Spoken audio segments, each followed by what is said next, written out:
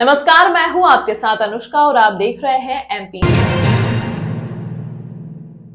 महाअभियान के चलते आज दिनांक को माकड़ौन तहसील के समस्त हलकों में तहसील नवीन चंद्र कुंभकार ने तहसील के हलके में उपस्थित होकर किसानों व आमजन की समस्याओं का निराकरण के लिए कैंप आयोजित किए, जिसके चलते राजस्व महाअभियान के पर्व में दोनों चरणों को मिली सफलता के बाद अब इसका तीसरा चरण भी प्रारंभ हुए कई दिन हो गए। राजस्व महाअभियान का तीसरा चरण 15 नवंबर से प्रारंभ हो गया है, जो कि एक माह 15 दिसंबर तक चलेगा, जिसके चलते तहसीलदार कुंभकार द्वारा बंटवारे के साथ हलकों में कैंप के माध्यम से किसानों के राजस्व संबंधित समस्याओं का जायजा किया और समस्या को देखकर न्यायालय में आवेदन लेकर बुलाया गया। साथ ही किसानों को राज्य शासन द्वारा महाअभियान 3.0 के अनुसार राजस्व प्रकरणों के त्वरित निराकरण और राजस्व अभिलेख में इंद्राज त्रुटियों को ठीक करने हेतु राजस्व महाअभियान 3.0 का आयोजन 15 दिसंबर 2024 तक किया जाएगा, जिसके चलते अभियान के दौरान राजस्व न्यायालयों में लंबित प्रकरणों का अभियान के दौरान समय सीमा में निराकरण किया जाएगा।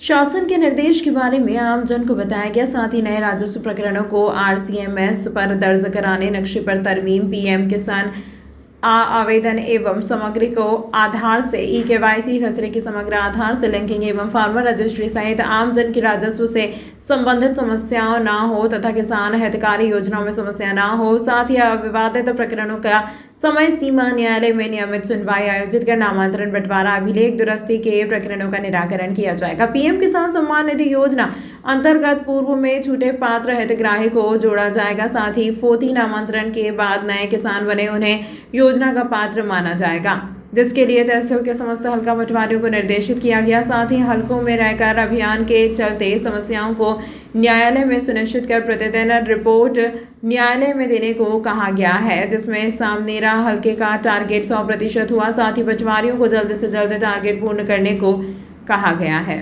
पंचांग की गणना एवं धर्मशास्त्रीय मान्यता के आधार पर देखें तो मार्गशीर्ष कृष्ण पक्ष की चतुर्दशी तिथि पर शनिवार का योग आ रहा है। चूंकि चतुर्दशी तिथि शनिवार को प्रातः 11 तक रहेगी, इस दृष्टि से यह चतुर्दशी ही कहलाएगी। इस दिन शनिचरी अमावस्या नहीं है। कुछ लोगों के माध्यम से भ्रांति उत्पन्न की गई है कि यह शनिश्चरी अमावस्या है, जबकि पंचांग की गणना, तिथि का गणित एवं पर्व काल की स्थिति आदि के आधार पर यदि हम गणना करते हैं तो 30 नवंबर को शनिवार के दिन चतुर्दशी तिथि रहेगी। रविवार को 1 दिसंबर के दिन स्नान दान की अमावस्या होगी। इस दिन तीर्थ पर जाकर के स्नान दान किया जा सकता है। धर्मशास्त्र की गणना के अनुसार देखें तो सूर्य के उदय के समय जो तिथि विद्यमान होती है, पर्व काल के नियम के अनुसार वह तिथि 3 मुहूर्त के साक्षी अनुक्रम में होनी चाहिए, क्योंकि 30 नवंबर को चतुर्दशी तिथि प्रातः 11 बजे तक रहेगी। इस दृष्टिकोण से यह दिन अमावस्या का नहीं कहलाएगा, क्योंकि पर्व काल में सूर्य के उदय का अनुक्रम व चंद्र के अस्त का क्रम और तिथियों की साक्षी का क्रम यह देखा जाता है। इस दृष्टिकोण से भ्रम से बचें। नवग्रह शनि मंदिर से शैलेंद्र त्रिवेदी डब्बे वाले पुजारी, नवग्रह शनि मंदिर।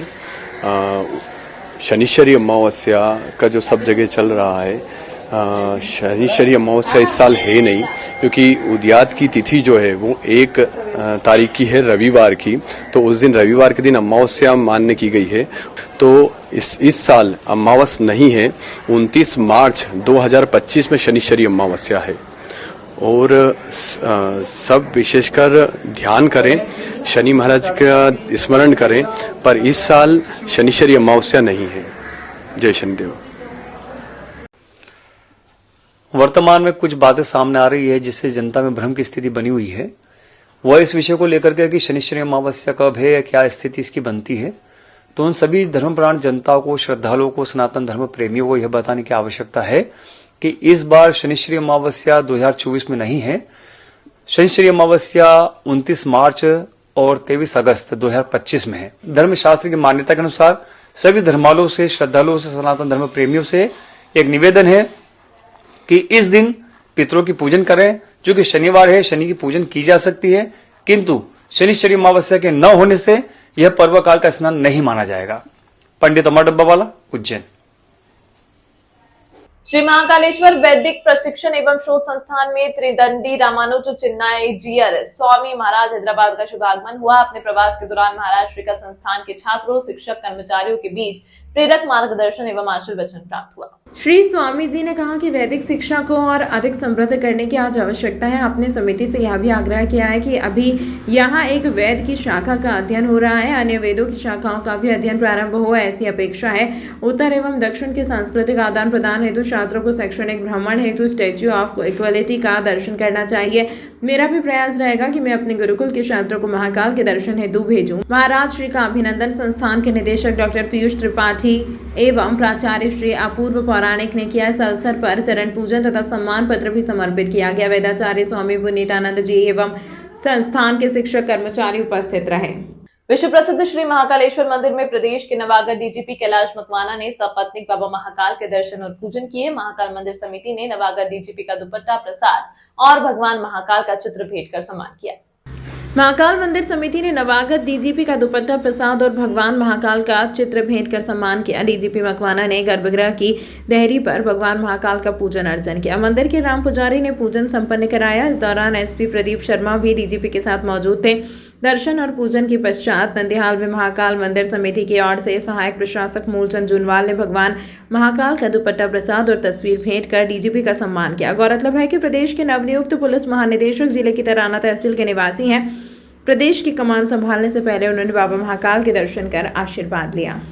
बॉडी के बादशाह को मिलेगा मेयर ट्रॉफी का खिताब। नगर पालिक निगम उज्जैन द्वारा कार्तिक मेला अंतर्गत इंडियन बॉडी बिल्डर्स फेडरेशन के तत्वावधान में राज्य शरीर सोष्ठ संस्था के विशेष सहयोग से 3.75 हजार cash prize mayor trophy western zone body building championship का भव्य आयोजन आगामी 1 दिसंबर रविवार को शाम 6 बजे से कार्तिक मेला मंच पर किया जा रहा है। उक्त खेल आशय की जानकारी देते हुए स्पर्धा संयोजक पार्षद छोटेलाल मंडोई ने बताया कि गोवा, गुजरात, महाराष्ट्र, विदर्भ, छत्तीसगढ़, मध्य प्रदेश के 150 से भी अधिक बॉडी बिल्डर मेयर ट्रॉफी पर अधिकार सिद्ध करने के लिए संगीत की धुन पर थिरकते हुए खेल प्रेमियों को शानदार खेल की दावत प्रदान करेंगे। समाज सेवी स्वर्गीय जगदीश नारायण की स्मृति में बेस्ट पोजर वैजयंती, स्वर्गीय गुरुमुख दास दानी स्मृति मोस्ट मस्क्यूलर मैन ट्रॉफी, स्वर्गीय चुन्नी पहलवान एवं कमल काका स्मृति बेस्ट इम्प्रूव्ड ट्रॉफी का भी अनावरण किया गया। बॉडी के बादशाह को 51,000 कैश प्राइज और आकर्षक उपहार प्रदत्त किए जाएंगे। रतलाम के त्रिवेदी आर्ट्स द्वारा अत्यंत ही आकर्षक ट्रॉफी बॉडी बिल्डर्स को प्रदान की जाएगी। कार्यक्रम में आयोजन समिति के सदस्य पार्षद Arpit Dubey, Gajendra Hirve, Purushottam Malviya, Hemant Gehlot, body builder Imran Khan, Zahid Khan. Body के बादशाह को 51,000 कैश प्राइज और आकर्षक उपहार प्रदत्त किए जाएंगे। बॉडी बिल्डिंग संस्था के चेयरमैन प्रेम सिंह यादव, अध्यक्ष जितेंद्र सिंह कुशवाहा, गजेंद्र मेहता विशेष रूप से उपस्थित है। इस अवसर पर बॉडी बिल्डर देवेंद्र प्रजापत, रवि माली, अफराज खान, अयान खान ने मांसपेशियों का बॉडी शो किया। मेयर मुकेश टिटवाल ने कहा कि बॉडी बिल्डिंग संस्था की टीम ने उज्जैन का नाम खेल क्षेत्र में अव्वल किया है। आगामी वर्षों में मेयर ट्रॉफी स्वरूप को और अधिक बेहतर कर कैश प्राइज में अभिवृद्धि करेंगे। मेला मंच को मेयर ट्रॉफी के लाइट एंड साउंड के द्वारा आकर्षक किया जाएगा। सीसीटीवी कैमरे भी लगवाए जा रहे हैं। आभार लोकेंद्र जिंदल ने व्यक्त किया। किस तरह का आयोजन किया जा रहा है मेयर ट्रॉफी हमारे उज्जैन के कार्तिक मेला ग्राउंड में प्रति वर्ष अनुसार इस वर्ष भी बॉडी बिल्डिंग की मेयर ट्रॉफी की जा रही है। इसमें सारे देश भर से शरीर साधक लोग आएंगे, वो अपने कला का प्रदर्शन करेंगे। मैं सारे शहरवासियों से अनुरोध करता हूं कि इस प्रतियोगिता को देखने के लिए अधिक से संख्या में आप लोग पधारें और आने वाले खिलाड़ियों का उत्साह बढ़ाएं। सर, किस तरह का आयोजन संपन्न हुआ 1 तारीख को? व्यायाम है, आनंद का नाम है, मस्ती है तन की और मन का आराम।